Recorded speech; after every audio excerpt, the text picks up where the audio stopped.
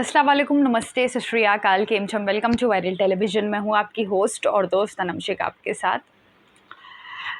तो कल ही मैंने कुछ वीडियोस अपलोड किए थे जहाँ पर जो है मैंने अरुणिता से रिलेटेड अपडेट दिया था कि अरुणिता जो है बेल्जियम नहीं गई हैं बिकॉज़ परसों जो है उनका विशाखापट्टनम में शो था। क्योंकि जब पवनदीप एंड चॉकलेट पाई ने अपने स्विट्ज़रलैंड के पिक्चर्स अपलोड किए तो सब ये कह रहे थे कि अरुणिता भी साथ में गई हैं और सब लोग मतलब 100% श्योर थे। लेकिन मैं हमेशा से कह रही थी, मतलब लाइव में भी जब आप मुझसे पूछ रहे थे या उससे पहले भी पूछ रहे थे, तो मैं हमेशा कह रही थी कि नहीं, अरुणिता नहीं गई हैं बिकॉज़ अगर वो जाती हैं, जितना मैंने उनको जाना है, जितना मैंने उनको समझा है, जो भी सिक्स सेंस होती है वो हमेशा जो है करेक्ट होती है। तो मैंने तभी भी कहा था कि अरुणिता जो है नहीं गई हैं, अरुणिता मुंबई में ही हैं। एंड तो भी जो है अजम्पशंस हो रहे थे कि नहीं नहीं नहीं, साथ में गए साथ में गए साथ में गए। लेकिन जब विशाखापट्टनम का शो सामने आया तब जो है सभी के मुंह बंद हो गए कि नहीं, अरुणिता नहीं गई हैं। क्योंकि अगर वो जाती तो उनका विशाखापट्टनम के जो शो है उसमें वो नहीं जा पाती। तो इस वजह से जो है सारी चीज़ें हो रही थी, तो मैंने उससे रिलेटेड एक वीडियो बनाया था। फिर उसके बाद जो है मैंने वो टाइम पे मेंशन भी किया था कि ऋतुजा आई थिंक उसका नाम ऋतुजा है। Rutuja and chocolate pi and Pawandeep जो है उसके बाद स्विट्ज़रलैंड गए एंड बाकी बैंड मेंबर्स वापस आ गए बिकॉज़ आप में से ही किसी ने जो है लाइव में बताया था, फिर पर्सनल में भी कमेंट किया था कि ये तीनों साथ में गए हैं। क्योंकि तब मैंने ये चीज़ नॉर्मली कही थी, लेकिन उसके बाद मुझे नहीं पता चला कि कमेंट सेक्शन में जो है अब ऋतुजा और पवनदीप को जो है एक साथ जोड़ा जा रहा है। एंड मैंने उसको जो है इतना लाइटली लिया क्योंकि फ्रेंड्स होते हैं तो ऑब्वियसली फिर घूमने भी जाते हैं। हम जब इतना काम करते हैं तो अगर वो घूमने जा भी रहे हैं तो कौन सी बुरी बात है। एंड कभी मैंने सोचा भी नहीं है कि पवनदीप ऐसा कुछ कर सकता है जैसे कि अरुणिता के से रिलेटेड हर किसी के साथ नाम जोड़ा जाता है, तो वैसे पवनदीप के साथ भी अब इनका नाम जोड़ा जा रहा है। तो मुझे थॉट ही नहीं आया था कि सब इस चीज़ को भी लेके जो है ट्रोल करना शुरू कर देंगे। तो फिर आप सब जितने भी पवनदीप फैंस थे उन्होंने कहा कि आप जो है पारस का व्लॉग देखो, उसमें आपको जो है पता चल जाएगा कि ऋतुजा जो है पवनदीप एंड चॉकलेट पाई के साथ नहीं गई थी।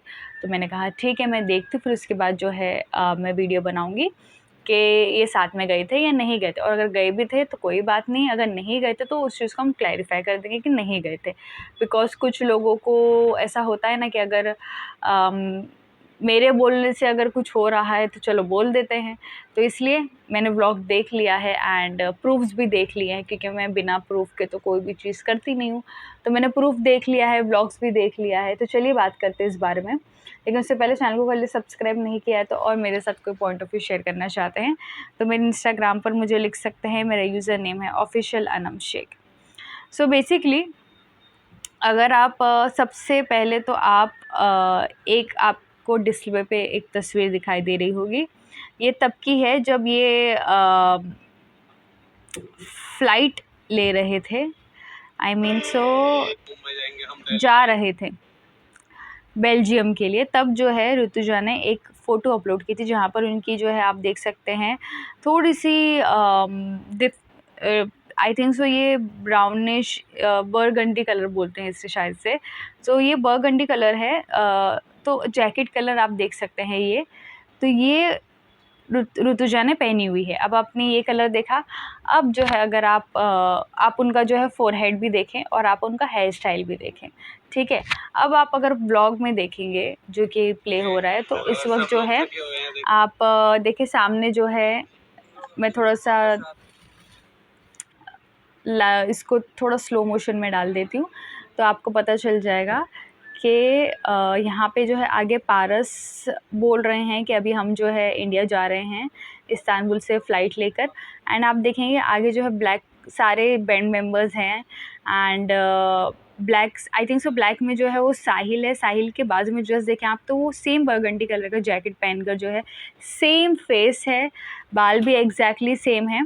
तो वो ऋतुजा, और आप देखेंगे तो ऋतुजा जो है कैमरे में भी बराबर देख रही है व्लॉग में, कि उनको पता चल रहा है कि हाँ पारस व्लॉग ले रहे हैं, तो वो जो है वहाँ से लुक भी दे रहे हैं।